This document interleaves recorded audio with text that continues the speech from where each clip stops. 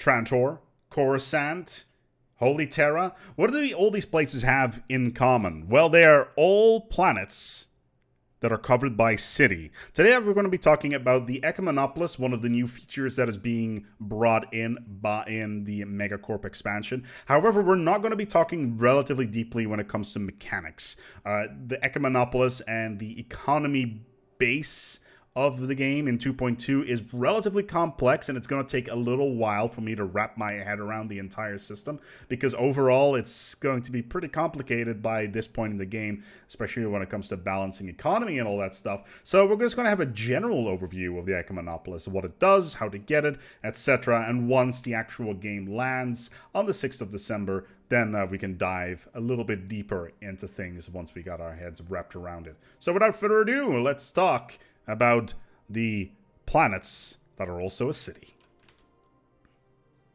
So in order to get the Ecumenopolis, first what we're going to need to do is we need to go to our Ascension perks and actually go to the Arcology project Ascension perk. This is available in the MegaCorp expansion, and unlock it. And as you can read right here is that the Arcology project turns a planet into an Ecumenopolis, which increases housing, resource production, and population growth.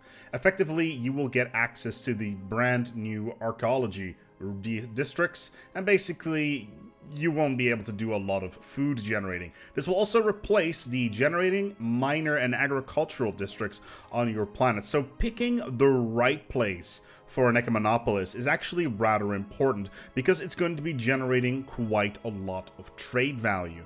If you are going to decide to turn one of your agri-worlds into an Ecumenopolis, this may be a bad decision.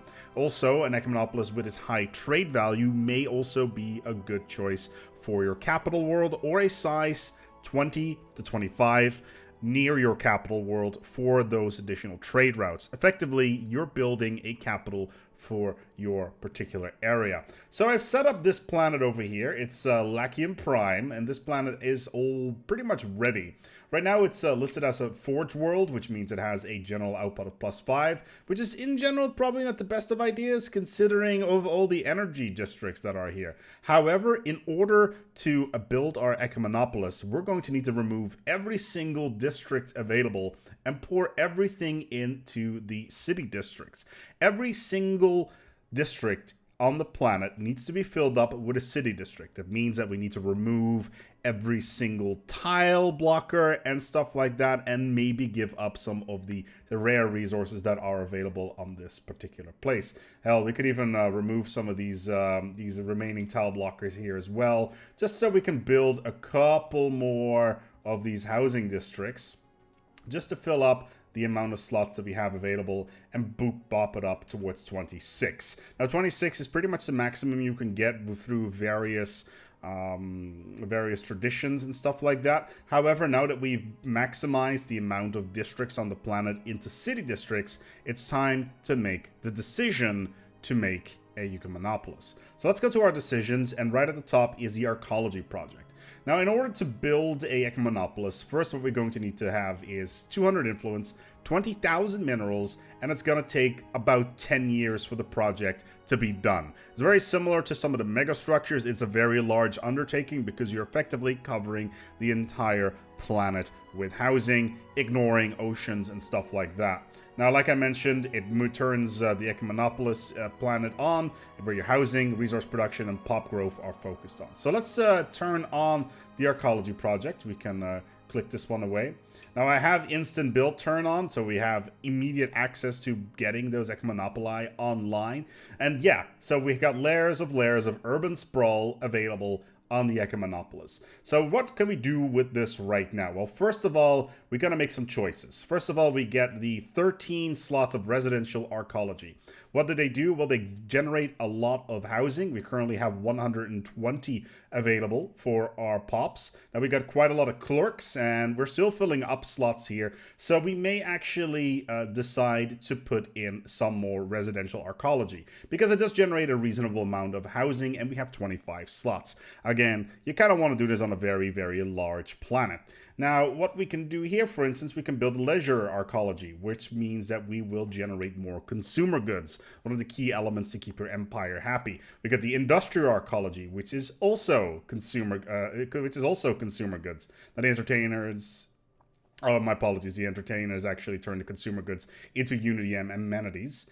And the foundry arcology turns minerals into alloys. So effectively, you can turn this into a gigantic foundry world, or maybe something more in the line of a forge world, which by itself is rather cool because you have a lot of flexibility.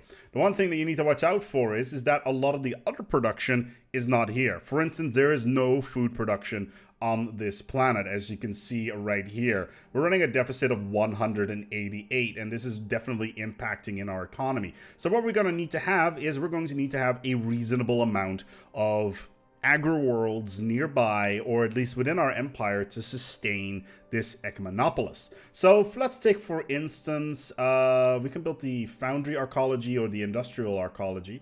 Let's actually build a couple of foundries.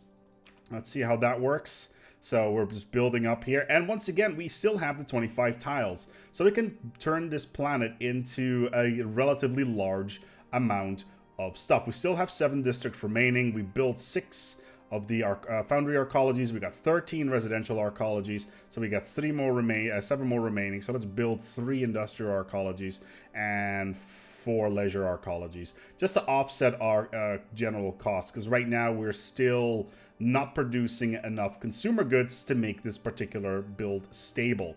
Now, as you can see as well, we're using up quite a lot of moats, which is definitely not good. Now, thankfully, we still have this open slot remaining, so we can definitely maybe offset something here in terms of our production. So let's say at this point you want to build a little bit more energy, which is something that this planet is definitely not building enough of, so you kind of want to probably not do that. Maybe some corporate culture, because it turns unity and trade value up. It basically gets managers and turns stuff into trade goods. Why? Because of the trade value already being 140 over here, which is definitely pretty impressive. So let's get this corporate culture site up and running. We got all these corporate megaplexes as well, which is generating even more trade value, which with these larger planets is going to be pretty good due to the sheer amount of money that we're going to be making. So let's just quickly populate this Ecumenopolis and see how we're doing here. So we got 338 pops on this planet, which is pretty decent. We do not have enough housing. So we're going to need to actually get a little bit of housing from somewhere. But we've got a population of 287, and we have a reasonable amount of jobs. Now, the cleric jobs are not being filled because we do not have enough housing. So we're going to need to start to actually sacrifice some housing for other things. So, for instance, let's get some luxury residences in here, if we can. So we'll just get 2 of those in there and just max those out immediately. So we get paradise domes, and immediately we have a little bit more housing available for our population. We may actually go a little bit further than that as well, get a few more of these luxury residences in place. And just max that out. So now we got 27 available. So let's populate this a little bit more.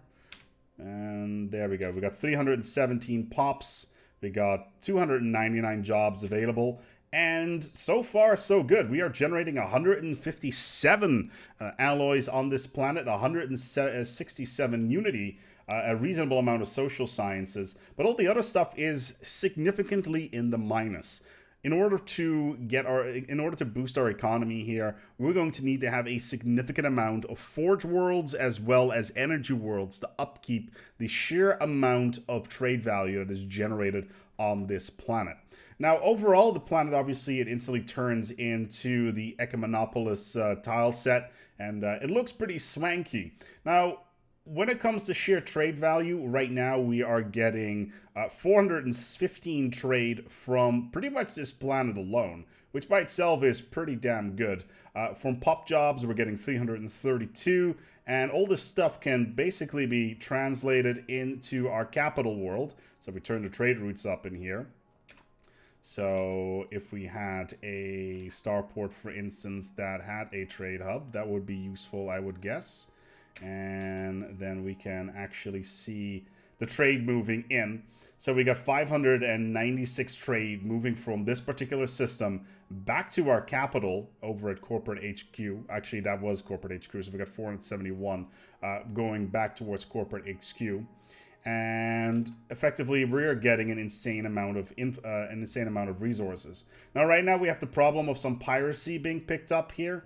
Some of the pirates over here are basically stealing our trade value, and that's why I feel that you need to have your setup relatively close to your capital, or at least your trade capital, in order to get maximum value out of. Of course, you can also have multiple fleets patrolling the various trade routes and whatnot. But right now, we're just having the problem of having multiple sets of pirates, especially this one over here, causing problems for our empire.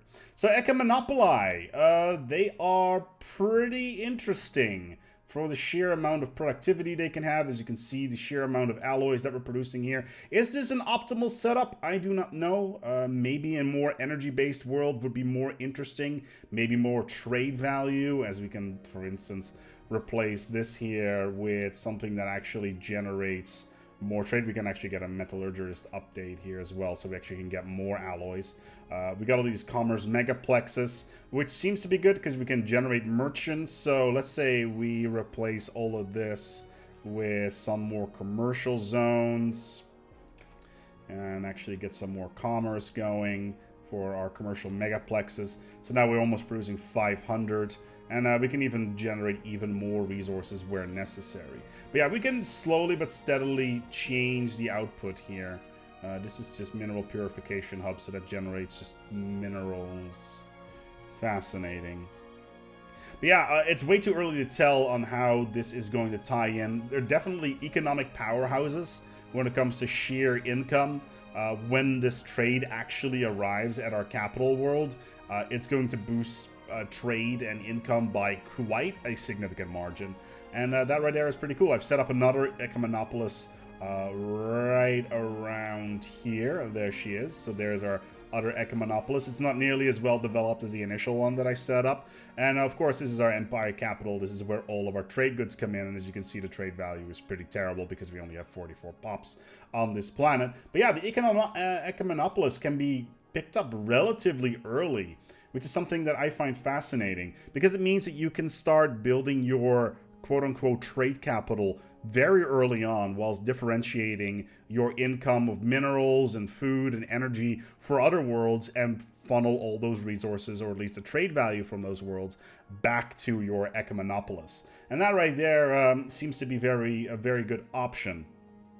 I find this a fascinating concept, the Ecumenopolis, and I do recommend that you play around with it a little bit once the expansion lands. I do recommend building it relatively early in the game, because you can have access to it fairly early on, and it does seem definitely worthwhile to slowly but steadily develop your Ecumenopolis as an economic powerhouse. But yeah, we're going to go and wrap this one up here. This has been a general overview of Ecumenopolis, or Ecumenopoli. I'm sure that I'm ruffling a bunch of feathers here of people that feel that I'm not pronouncing this properly, but hey, that's just sadly how it is. If you've got any questions or any comments, put them in below. We're going to be talking about the economy very soon. It's still a little bit clustered. I've been told that this particular tooltip over here is going to be something that is going to be worked on. That's not a guarantee, by the way. However, I do think that we're looking pretty strong here, and especially Ecumenopolis in terms of